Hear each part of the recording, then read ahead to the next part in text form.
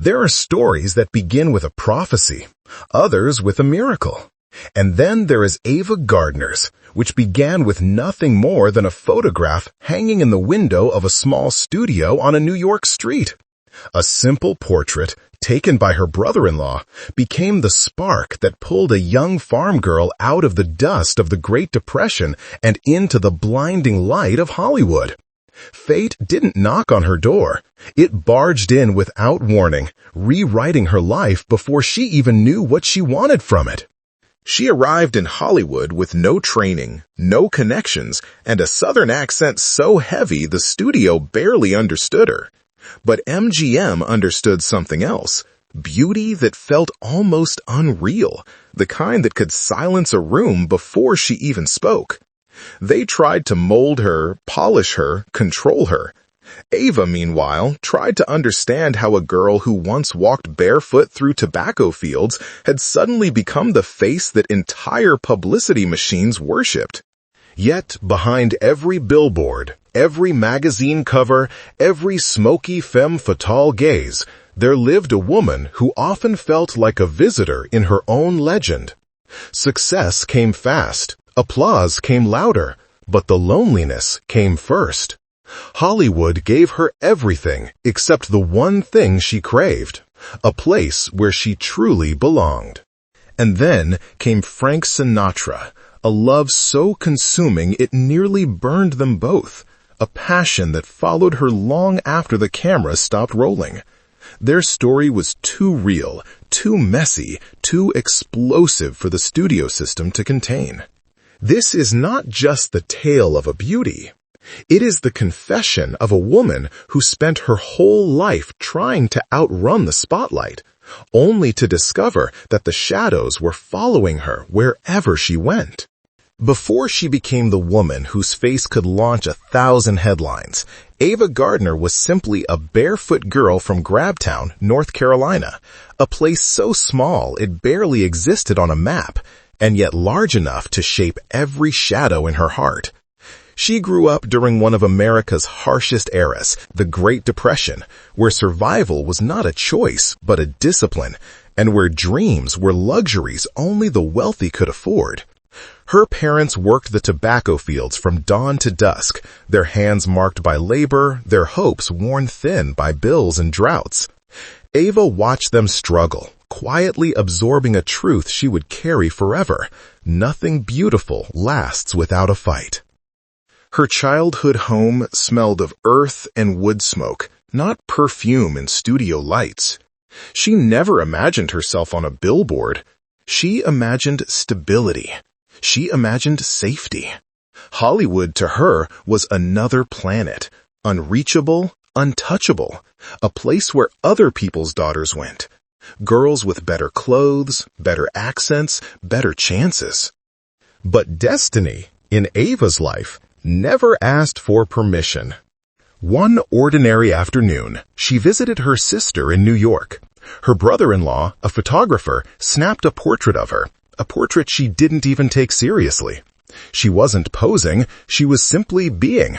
The photograph was placed in the front window of the studio, no fanfare, no intention. Yet people stopped, they stared, they wondered who she was. And then an MGM talent scout walked by, paused, and felt something strike him like lightning. This wasn't just beauty. This was a presence waiting to be awakened. A test screen was arranged. Ava spoke 5 words, and not a single one was understandable through her southern drawl. The studio executives laughed, then frowned, then whispered. But none of that mattered. All they could see were the eyes, the cheekbones, the aura. They signed her anyway. Hollywood preferred to gamble on a face like that, even if the voice needed transforming. And so, at 19, Ava Gardner boarded a train bound for California without a single acting lesson, without even the belief she deserved to be there. She stepped into MGM's empire with innocence wrapped in uncertainty. The coaches corrected her speech, the studio measured her waist, her smile, her potential. They gave her small parts with smaller lines, roles that barely flickered across the screen. Some critics called her a beautiful shadow, as if her looks were a blessing that somehow disqualified her from depth. But Ava was learning. Quietly, stubbornly, she watched the veterans work. She studied the camera, the rhythm of dialogue, the mechanics of emotion. She refused to be what people lazily labeled her. Every night she went home and practiced speaking until her throat hurt. Every day she fought the image MGM projected onto her. The exotic beauty, the silent temptress, the girl who should sparkle but never speak. Inside, she wrestled with a contradiction. The world saw her as extraordinary, while she saw herself as a simple Southern girl pretending to belong. Yet even in those early, uncertain years, there was a fire under the surface, a fire that would soon ignite the screen, reshape her destiny, and turn the girl from Grabtown into a legend Hollywood would never forget. Ava Gardner's early years in Hollywood were a whisper, then The Killers was the thunder that shattered the silence. One scene, one glance, one magnetic stillness, and suddenly the world understood what MGM had sensed all along. She didn't need long speeches or theatrical gestures. Ava acted with her eyes, with her presence, with something raw and instinctive that couldn't be taught in any studio classroom. Overnight, she became the femme fatale every director wanted, and every audience feared they might fall in love with. But fame is a hungry beast, and it devours more than it gives. MGM launched an aggressive campaign branding her as the world's most beautiful animal. The phrase was seductive, sensational, and cruel. It turned her into a spectacle, an object, a myth designed for consumption. People marveled at her face, her silhouette, her allure, but they rarely wondered who she was beneath the gloss. Hollywood celebrated her beauty the way a museum displays a jewel, admired from a distance, guarded behind glass, never truly understood. With every new photo shoot, every press appearance, Ava felt the gap widening between the woman she was and the woman the industry demanded she be. The real Ava, shy, self-conscious, humorous, warm, was buried beneath layers of publicity fantasy. She once joked that people were disappointed when they met her because she didn't slink into rooms like the characters she played. She wasn't dangerous, she was human. But Hollywood had no interest in humanity. It wanted an icon. Her performances deepened with each role, yet the critics remained obsessed with her face, as if beauty were a crime she needed to apologize for. She longed for complicated characters, stories with weight, scripts that challenged her. Instead, she was offered variations of the same seductive shadow, mysterious, silent, irresistible. Directors often asked her to just stand there and look lovely, words that stung more than anyone realized. Behind the glamour, Ava struggled with a loneliness that fame only intensified. Crowds adored her, but real intimacy became rare. Trust became fragile. The parties she attended, the red carpets she walked, they were dazzling on the outside and hollow on the inside. She once described Hollywood as a place where you can be surrounded by hundreds of people and still feel like the only person in the room no one sees. And yet, even amid this emotional isolation, she built brief pockets of refuge. She found comfort in laughter shared on set, in long conversations with co-stars who saw beyond the surface, in moments when the camera caught not the fantasy but the truth. Gregory Peck, Humphrey Bogart, John Ford, people who respected her far more deeply than the press ever did, helped her realize she possessed more than beauty. She possessed soul. Still, the studio system tightened its grip. MGM controlled her image, her schedule, her choices. They dictated what she wore, where she appeared, what she should say, and what she should never say. They created Ava Gardner, the luminous star. Meanwhile, Ava, the woman, floated somewhere behind that facade, trying to breathe. Success had come, yes. Applause had come in waves so loud they followed her everywhere. But the harsher truth was also there, lingering like a shadow. Hollywood loved her beauty more than it ever loved her. And that realization, quiet but devastating, set the stage for the storm that was about to engulf her life, a storm named Frank Sinatra. Long before the world saw Ava Gardner as an untouchable goddess, her heart had already been marked by the kinds of wounds that never fully heal. Her journey through love was not a romantic fairy tale, but a sequence of collisions, each one leaving a scar, each one shaping the woman behind the myth. Her first marriage, to Mickey Rooney, was a fast-burning flame that extinguished just as quickly. Ava had barely arrived in Hollywood when the studio arranged a meeting between them. Rooney was already a massive star, adored across America, while she was the quiet newcomer still learning how to exist in this manufactured world. At first, he was charming, playful, boyishly irresistible. But beneath the charm was a restlessness that clashed with Ava's longing for stability. The tabloids adored their picture-perfect looks, but had no idea what unfolded behind closed doors.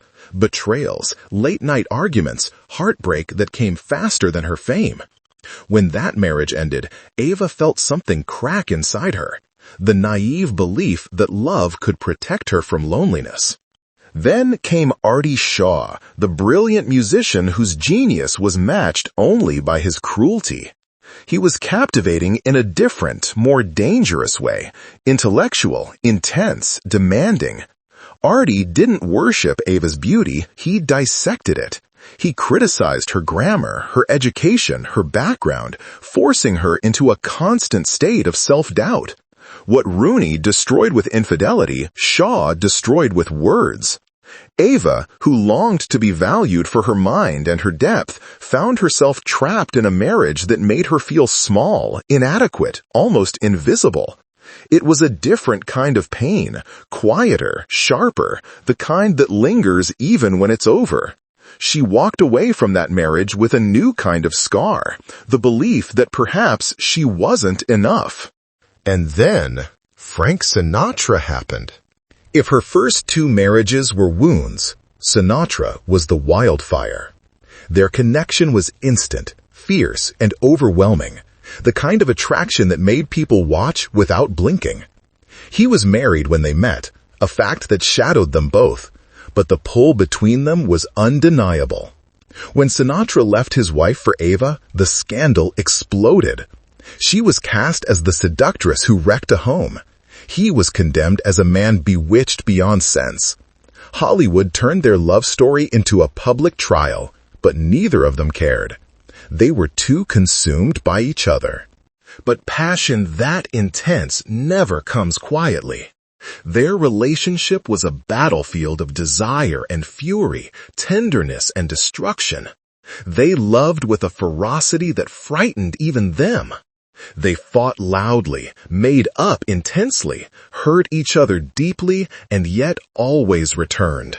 No matter how far they ran, they found their way back, like two storms colliding again and again. They married in 1951, but marriage did not tame the chaos.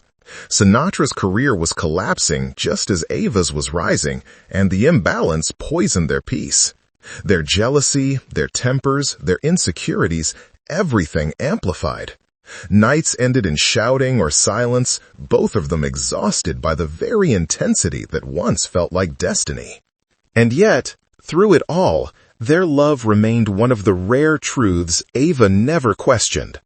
When the marriage finally collapsed, they didn't become strangers. They stayed tethered by memories, by remorse, by the kind of affection that outlasts logic. Long after the divorce, Sinatra continued calling her in moments of pain.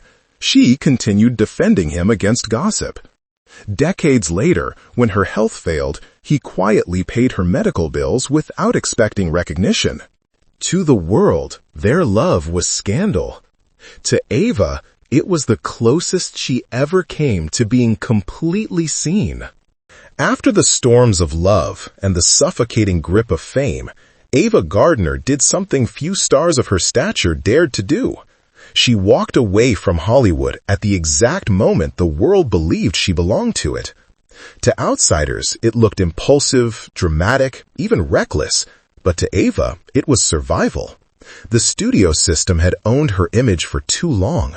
The press had dissected her life with a cruelty that left her raw. She needed a place where she could breathe without being defined by the legend she never asked to carry. Spain was her first escape, a land that seemed to understand her wildness better than Hollywood ever did. Madrid embraced her not as a star, but as a woman who loved music, dancing, late-night laughter, and freedom. The Spanish people adored her with an earthy sincerity that felt almost healing. She befriended bullfighters, artists, poets, and misfits, people who lived intensely and without apology. Among them, Ava found a version of herself she had buried for years, unpolished, spontaneous, alive. Spain gave her warmth, but it also gave her danger, a mirror to her own fiery spirit. Her romance with the legendary bullfighter Luis Miguel Dominguín was passionate, unpredictable, and fated to burn out spectacularly. But in those nights of flamenco music, smoky bars, and whispered confessions, she felt something she had not felt in decades.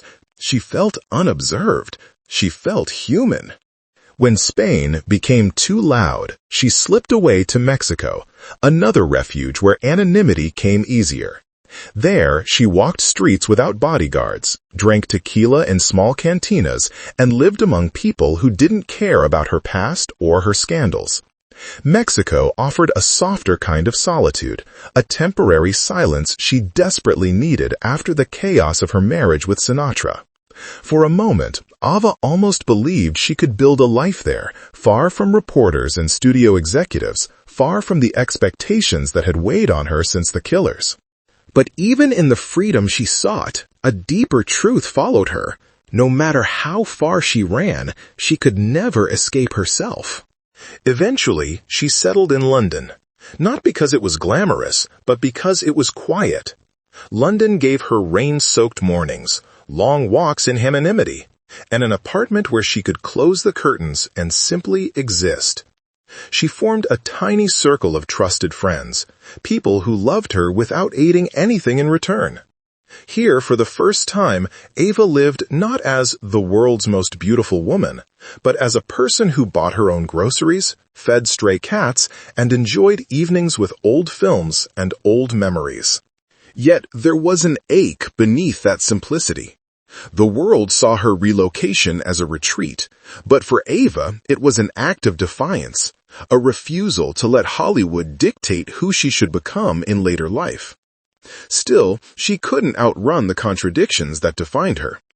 In Spain and Mexico, she sought chaos to feel alive. In London, she sought silence to feel safe.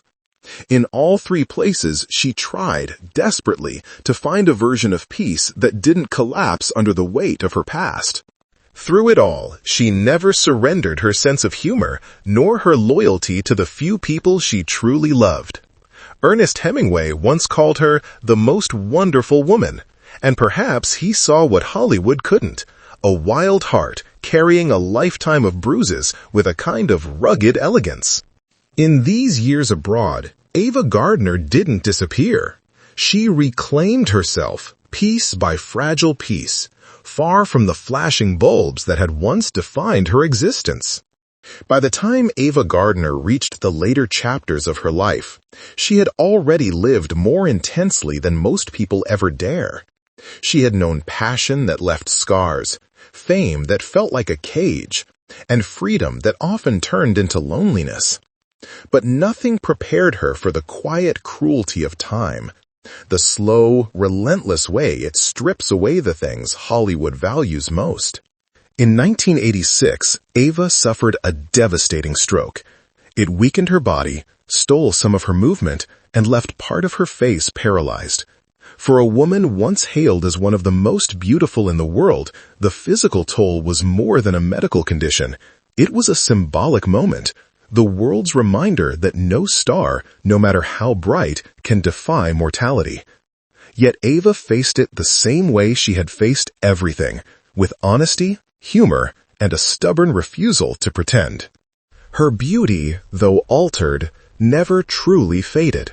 It softened, grew quieter, took on a fragile elegance. But beneath that fragility lived a woman exhausted by decades of fighting battles no one ever fully understood. She had outrun Hollywood, outrun scandals, outrun heartbreak. But the body has limits, and Ava's had reached them. Those who knew her during these years speak of a woman who carried her own history with grace.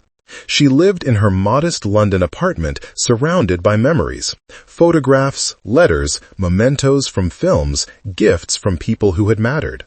Some nights she spoke with old friends. Other nights she preferred silence. She never indulged in self-pity, even when loneliness settled beside her like an old companion. And then there was Sinatra. Long after their marriage crumbled, long after the tabloids stopped writing about them, he remained a quiet presence in her life. When he heard about her stroke, he didn't hesitate. He covered her medical expenses, sent support without announcements or grand gestures. He did it not out of obligation, but out of love, the complicated, imperfect, lifelong love that had survived passion, anger, distance, and time. Even in her weakest moments, Ava never spoke against him. Their connection was a knot the world tried to untangle, but never could. Yet, even surrounded by affection, Ava carried regrets. The most painful was the one she rarely voiced. She wished she had become a mother. In her youth, she had always believed there would be time. After the films, after the chaos, after the heartbreaks. But life slipped by. One role, one country, one crisis at a time. In the quiet of her later years, that absence echoed through her, not as bitterness, but as a soft, persistent ache. It was during these years that she finally agreed to tell her story. Ava, my story was not written to shock the world or defend her choices. It was a woman's attempt to reclaim her voice after decades of being spoken for. She told the truth, her truth, but she also protected others. She omitted, softened, or concealed certain details because loyalty for Ava meant more than sensationalism. Even in her memoir, she remained a mystery wrapped in candor, a woman who revealed enough to be understood, but withheld enough to stay unforgettable. Her final days were spent in the city she had come to love for its anonymity. London gave her a kind of gentle disappearance, a way to leave the world without the noise Hollywood would have forced upon her. When she passed away on January 25, 1990, it felt less like the death of a star and more like the quiet closing of a book filled with unspoken chapters. Ava Gardner did not die forgotten. She died on her own terms, the ultimate freedom she had spent a lifetime chasing.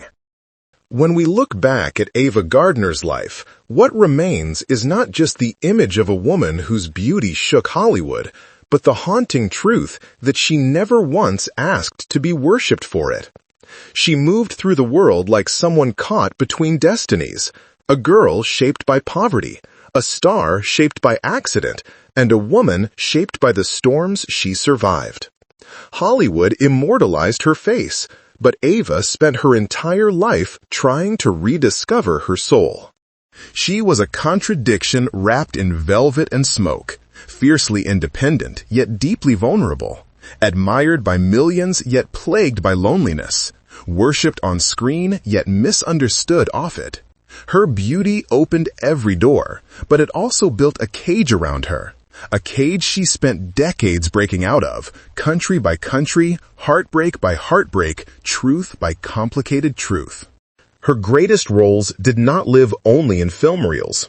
They lived in the moments she chose herself over the industry, in the courage it took to walk away from fame, and in the tenderness she offered to the few people she truly loved. Even her flaws, her tempers, her impulsiveness, her stubborn heart, made her more human than the myth Hollywood crafted. And perhaps that is her lasting legacy. She was a woman first, a star second. A soul who felt deeply, loved fiercely, and paid a price for every moment of freedom she dared to claim. The screen captured her radiance, but it never captured her essence. That belonged only to her, locked away in the quiet corners of Spain, Mexico, and London, where the world could no longer demand anything from her. Ava Gardner never chased immortality. Yet somehow, without trying, she became eternal.